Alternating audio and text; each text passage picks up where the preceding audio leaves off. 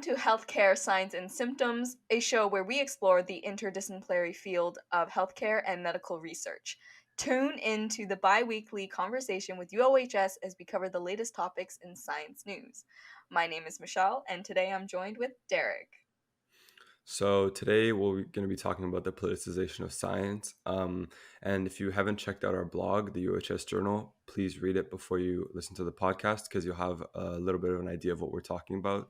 Um, so before we start, I just want to give a quick disclaimer that we're not experts.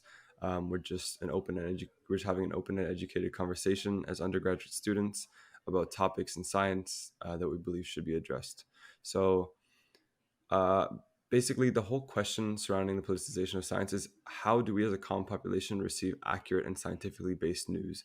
So, the question in the politicization of science is how do we as a common population receive accurate and scientifically based news? How do we know what to trust? How do we know what not to trust? And what are the kind of effects of that?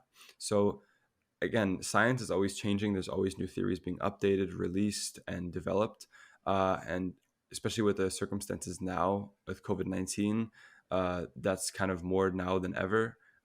So there's new evidence and methodologies that are being renewed specifically for COVID-19, and kind of science has become accelerated because of a pressing, I guess, problem. So a few examples of the COVID-19 research that was newly developed is like the hydroxychloroquine nightmare with COVID-19, the nose swab test for COVID-19 and how it's been updated to be more efficient with more research and development. And basically the statements at the start of the pandemic saying that you should not wear your masks, but now wearing the masks is mandatory. So it's kind of like the development of these ideas. So that kind of brings up the point that really nothing is set in stone. Things are always changing in the real world. There's nothing that's guaranteed to happen. There's always some possibility that something else happens. So this is kind of what ties into the public. I guess not liking a form of uncertainty in news or in media or just in general in things in life. General public wants to, be sure of something. They want to be able to trust something for 100% of the time. And if you tell them that there's some form of uncertainty or some form of, chance that something else can happen, they'll be less likely to trust that. So, It's really it, overwhelming. I feel like yeah, as the common public, majority of the population hasn't really have had the education that we as science students or university students have, where we think critically and we think in scientific methods, right? So as the common public, it's overwhelming to get so much information at once and then have it change so quickly because I don't know, in my opinion, it's the nature of science. It's the nature of yeah, research for things to change like this as we develop new testing. yeah, We figure out ways to treat. mhm, So I understand where the general public is coming from when it starts a panic sometimes. It starts the uncertainty, and sometimes in media who do they listen to? It's politicians, right? It's people of yeah, power that they see or trust, and it's really hard because again, some politicians might not have the scientific background to back what they're saying, and we kind of have this like conflict between scientists and politicians and the public where so much misinformation is being shared around, and it can lead to improper opinions of how we should react during this pandemic specifically anyway, and how like just the opinions like yeah. there's so many things about COVID-19 that there's so many myths going around about it that it's just baffling, but it's reinforced by what politicians say. Yeah, and I think part of the thing is that politicians basically try to maximize their reach, specifically on social media platforms. So I think that has a lot bigger of an impact on people because they'll be more likely to be exposed by some politicians, I guess, idea or campaign than Mhm. a scientist's new research paper, and they may even be more interested in the politician's idea because he politicians, they're able to convey their ideas in ways that are easy to understand and ways that can easily be followed. So I think that's kind of appealing to the general population. And one of kind of those things that they do is the length. It's really dependent on how long your, I guess, testament is. So researchers may have a lengthy, long, time consuming and kind of confusing paper, and which really gives you the whole idea of what the research paper is about, and that's maybe better in terms of quality and like lasting Accuracy. potential. Yeah, yeah, accuracy. But most people, they wouldn't want to sit there and spend 10, 20 minutes reading a paper. They would rather, just spend quick 10 seconds and get the information as accurately as they can. So that's kind of one thing about politicians that they can do. You can just have a really quick, I don't know, few sentences that a politician says, or like a quick infographic, Mm-hmm. and they'll read that, and then they'll move on with their day, and then over generations, or I guess over like iterations of that, that becomes more and more ingrained, and so then those kind of ideas start to really, I guess, influence a person's behavior, um, and not only behavior but their perception of things. So that's kind of the idea that the voices in media dictate the direction of how the public population perceives things. So I guess your example of like the Chinese virus being like spread around media, it was kind of just, it's not really Started accurate. by a politician, an orange-haired politician. Um, yeah, and I think I just want to add to what you were saying. Mm, It goes hand in hand with how our lifestyle is now in this year 2020, where media, we're always on our phones, right? We're always mm, on media, and I think it just cycles and enhances that cycle of, because our life is on media, we just have a higher potential exposure to these political opinions and these politicians and the infographics that you mentioned, because they're short, quick, and digestible, right? yeah, So I think it honestly, I think it just all ties in into our yeah, life. It really just, it's a train wreck sometimes. Absolutely a yeah, train wreck. But yeah, with the yeah, Chinese virus, it's like it's those words, it's those um that media kind of perpetuates it, and yeah, it reinforces even just like the racial injustices, right? mm, That we're dealing with Black Lives Matter, and how political that has become too. mm, That's another conversation. We'll focus on the science. yeah, Um and it can give it gives a false impression of what the virus is if it's named Chinese virus, right? yeah. Um, People are and more likely to assume it's something it's not. They'll have this idea that it's related to like Chinese or something like that, and then they're more likely to become, I guess, uh act differently susceptible. around, yeah, susceptible, and kind of act differently around Chinese people, which should never be the case. Or um any Asian person. or just for any person in Canada, general. yeah. Yeah. And I think that kind of, it's kind of like a false impression of what politicians actually want. So not even just putting out these infomercials, they put these infomercials and they put these infographics out for a reason, and that reason being their own gain. They have an agenda, they have a political agenda that they want to promote. Mhm. um, they're not just pointing out cool facts because they think they're interesting.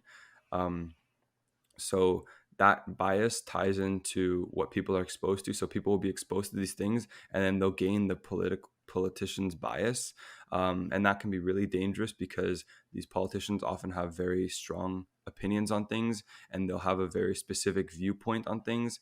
And if you implement that into science, then that kind of violates the main principles of what science is and scientific research, and then that'll kind of give the general population a very false idea of a, what science is, and b, what specific things that they're consuming are.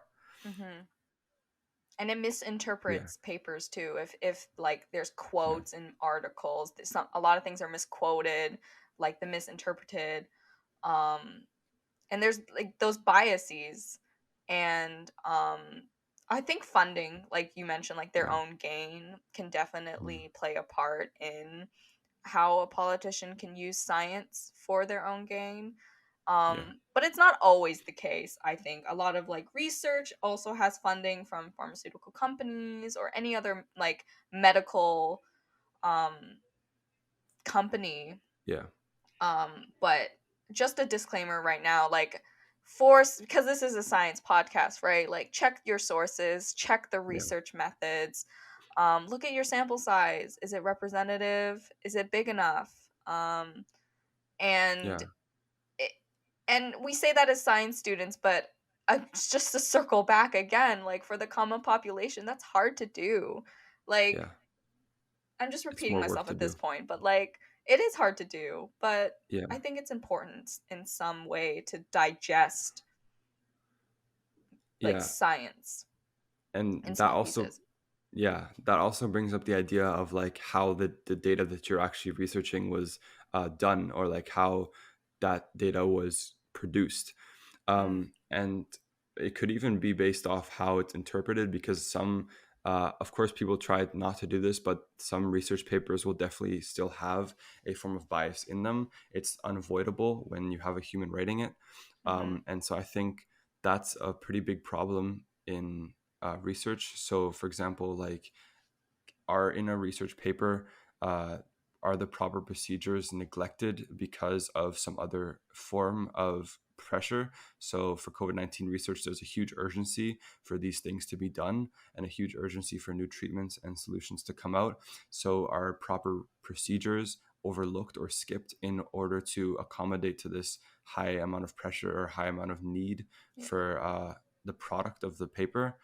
And that's kind of the idea also of what results are publicized and what are not.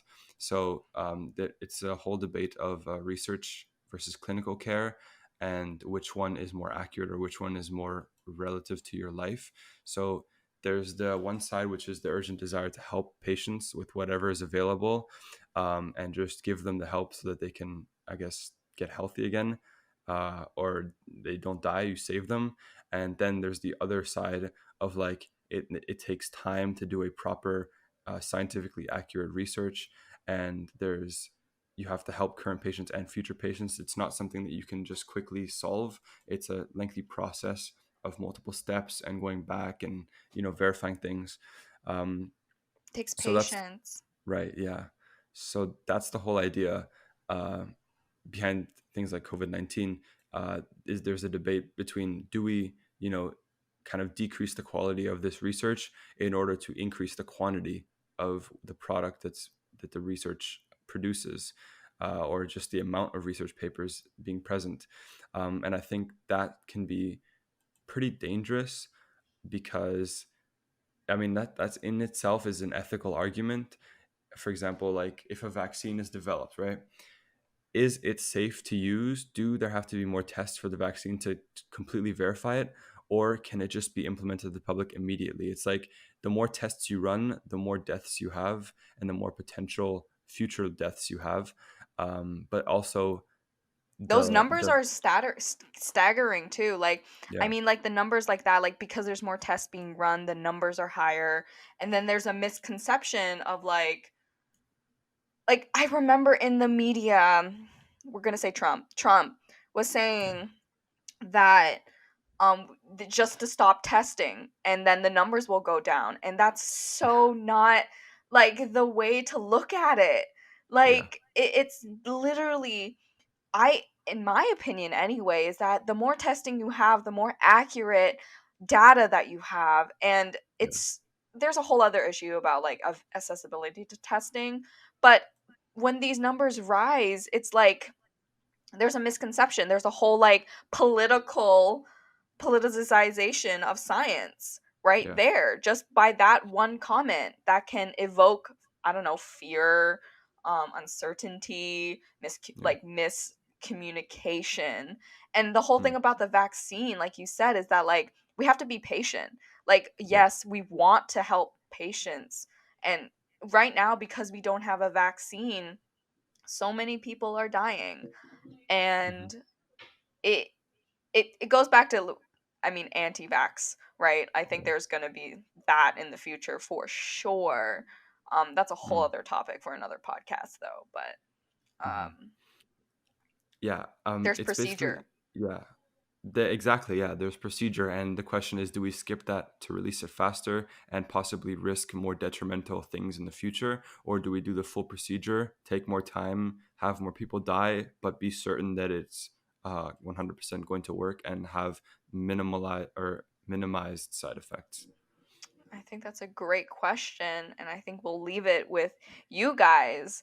Um, what should scientists do? What have you heard?